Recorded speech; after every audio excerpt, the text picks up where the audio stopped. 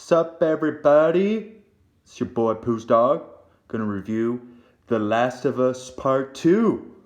Probably the most controversial game of 2020 and one of the most controversial forms of media that's been out in this unbelievably unpredictable year.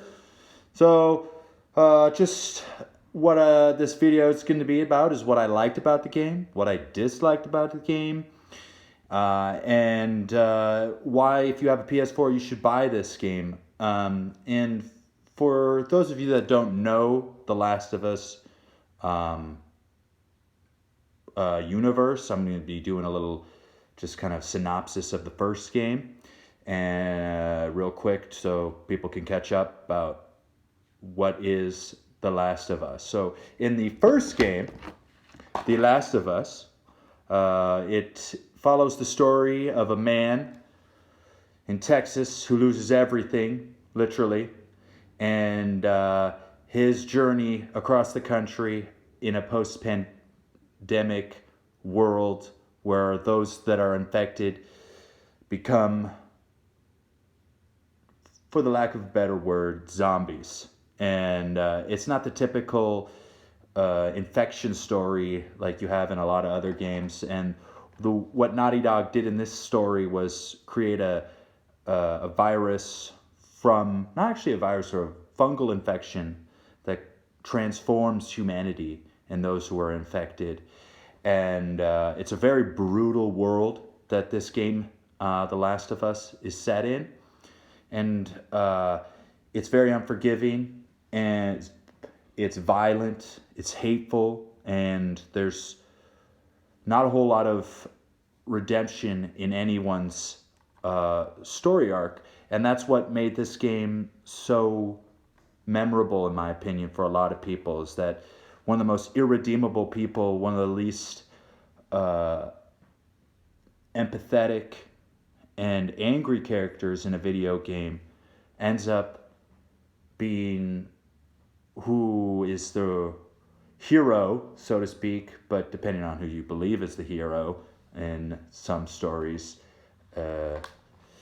And his role in this game is very important in this game. So real quick. So this man right here, his name is Joel, and he is part of a mission to get this girl, this 13-year-old girl, from Boston, Massachusetts, all the way to Salt Lake City. And it's a fascinating story of a soulless man who's wandering without purpose in life, regaining the love and affection of a teenager, and learning, and himself learning to love again, basically. It's so much more than just a zombie end of the world video game. And that's one of the reasons why this is considered one of the greatest video games of all time.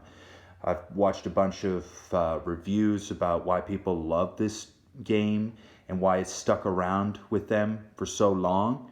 It came out in 2013, and I didn't play this game until it came out in 2019. Until 2019, and I never watched any videos about this in the 6 years after its release. So it was brand new to me. So it was something that I got to experience for the first time 6 years after its release, and it is one thing that it's an incredible game, but it's also it just shows the reality of what a world would look like in a post-pandemic and end of the world type story. And it gets to be really tough to play at the end, but it's worth the play. And this is actually, The Last of Us is considered to be one of the greatest video games of all time. Probably of this past decade, it's up there in the top 5. And this game, The Last of Us Part 2, there was a lot of discussion as to whether or not Naughty Dog even wanted to create a sequel, because The Last of Us was such a great story, and it ended with some questions, but none that really forced us to be like, a lot of the players be like, hey, we need another one other than just, it was a lot of fun and I want to kind of the story to go on. But one thing before I started playing The Last of Us Part 2 was I listened to the podcast that came out about The Last of Us Part 1. And if, for everyone that was really angry about The Last of Us Part 2 and what the decisions that they made, I highly suggest you listen to the official The Last of Us podcast. It gives us kind of the insight into the minds of the creators of the game, more specifically the creative director Neil Druckmann, and why he decided to write the story as it is in part 2. So before you judge me for my review, before you get angry at my positive review of this game, I highly suggest all of you to listen to that. It's about 6 or 7 episodes, I'm not totally sure, but it's very informative, and it's a great recap of the story itself and why it's stuck with so many people after all these years. And 2013 isn't that long ago, but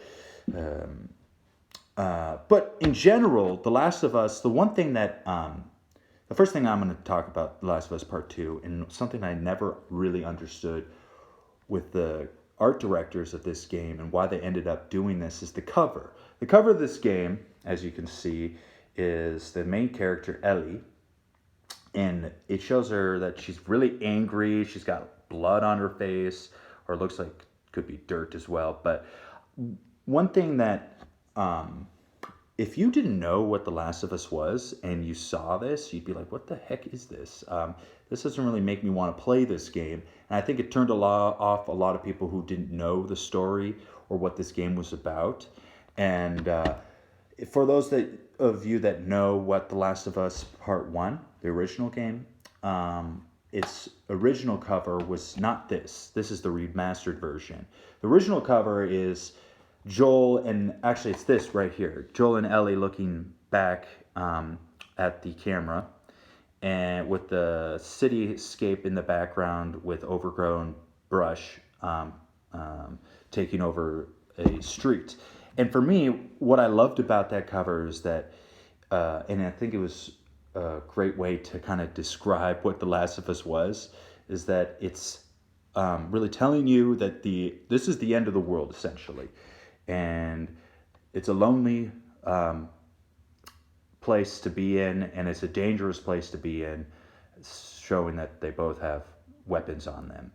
And this one really doesn't, I mean, the major theme of this game is anger and revenge. And I get that, okay, yeah, you want to show it in Ellie's face, but personally, what I would have done if I were the creators of Naughty Dog, I would have just had a black cover with The Last of Us Part 2 on it. It would have been more interesting to look at. It would have grabbed the viewer in a better way than just an angry girl's face covered with blood. So that was the first thing that I really just never understood about this game in general. It's like, why Naughty Dog decided this. Maybe there's something that's going to come up one day. They're like, oh yeah, this is why we decided to use this. But the first thing I noticed when I opened up the game is that it came with 2 discs. I was like, whoa, geez, I haven't seen that since Final Fantasy VII, and that was like back in 1997. And it was like, whoa, this game is serious. Now I know that it's serious. I have to. There's 1 disc to download the game, and then there's another disc to actually play it. So I knew it was going to be quite the trip that Naughty Dog was going to send us down, and I was looking forward to it. I never really had been so excited about a video game before, but way to go, Naughty Dog. Thank you for that. And I'm not going to do any spoilers, but I'm just going to kind of discuss overall gameplay. One thing that I loved, and it came up pretty quickly in the first game, and this in The Last of Us Part Two, excuse me. And I thought it was such a cool addition, and I've never seen it played as an option before, and it was the option to actually play a guitar. I thought that was so cool, and you kind of strum it on the pad of the PS4 controller, and it was just such an interesting thing to do, and it immediately got me very involved in how this game was going to go and how it differed than in any other game that I had played, especially the first The Last of Us. So that's something that I loved, and it's very, you do that immediately. Another thing that I really enjoyed was, and then I know this is controversial, but there's the antagonist of the game, if you could call her that. Some people might agree with me, and some people, well, she was the antagonist pretty much. Abby, she herself, her gameplay was a lot more fun and a lot more intense than Ellie's. Ellie's was kind of a drag, to be honest with you. Towards the end of her story, I got it was sad, really, to be honest with you, and there was so much death involved with her. And at one point, I was like, "Is this even worth it?" And obviously, that's part of what the writers wanted you to feel with her story. They wanted you to feel angry with her story, but they wanted you to understand where her anger takes you. And Abby's story is more about being empathetic towards her character and understanding why she did what she did in the initial part of the game. And for me, it really stuck out with me. And it's something that I didn't expect at all, for me to be empathetic towards her. And I know a lot of people who initially played this game, especially those who really loved the character of Joel, they really hated the character of Abby for obvious reasons. I'm not going to say why, but for me, the writers and the game directors did a good job when I was playing it to make me feel empathy towards her and understand what she did. And so that's another thing that I liked. The last thing that I think that was really great about this game was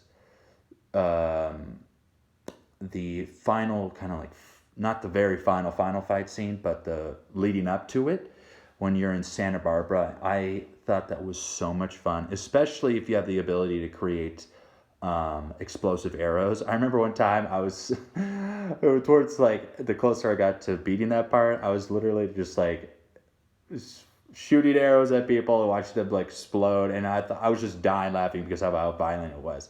And word of wise, this game is probably the most graphically realistic game that I've seen before. And as you're going over dead bodies of people you've literally exploded, it's very real. It almost looks as if the people who were the artistic directors of this game looked at people who had been, had their bodies torn apart by explosives. So just be prepared for that. And the last thing that, before I go to what I didn't like about this game, that I loved and was just so blown away by, is just the landscapes and general view of the game itself. I mean, it's beautiful. The world that Naughty Dog created is very realistic. It's very beautiful, especially in Jackson and in Seattle. It makes you really feel as if you're immersed in that world. I know when this game came out in June, um, it was peak of summer pretty much, and I was playing it in Jackson, Wyoming, and there was a snowstorm in the game, and I literally felt like I was in a snowstorm outside. Like I could be like, oh hey, I honestly felt like I was playing in the middle of winter at that point. So that was something that they really stepped up in this game from the first one, was how realistic they made the weather, um, and it's something that you got to give them a lot of credit for. But three things that I disliked, um, and I understand what they're doing here. It's kind of, they want to create a world where you have to scavenge for everything, especially supplies to create better weapons or health kits or whatever. Um, it became a drag on the game, looking through every cupboard in a kitchen, every drawer in a or closet in a house, and it really took away from a lot of the story when you were literally. I focused way more on looking for things than actually playing the game or actually following the storyline. For me, that was one thing that drove me kind of nuts towards the end, and it's something that I've seen other people complain about, and it's that part of the gameplay is in The Last of Us, but it's not as pronounced as it is in The Last of Us Part 2. So when you start playing this, you haven't played this game yet, that's something that you're really going to notice when you're trying to find supplies. It feels like all you're doing is finding supplies in this game. That was one thing that drove me nuts. Another thing that bothered me, that I hadn't seen anyone else talk about, was in Seattle. Both the main characters, Ellie and Abby, they both spend a good amount of time swimming in the Pacific Ocean in the middle of winter in Seattle. And when they're in the water and they get out of the water, they look like they've been swimming in like a tropical ocean instead of probably 40-degree ocean water. And it's just for a game that was so realistic, where the creators wanted to make it as realistic as possible. That's one thing that drove me nuts. And it's not like they were only in the water for a couple, like 30 seconds. There was one part where literally Ellie's swimming in open ocean, and she gets out of the water and it's like, I'm not in the water anymore. So that's one thing that really bothered me. And the last thing that I think you should be aware of towards the end of the game is that the ending, the true ending, where the last gameplay really is brutal. I remember by the time that I got to it, I looked at it. I would literally, as what the game wanted me to do, I didn't want to do it. I literally was yelling at the TV as I was walking towards the final destination, so to speak, and I was like, I don't want to do this. I do not want to do what you're asking me to do. And it's really hard to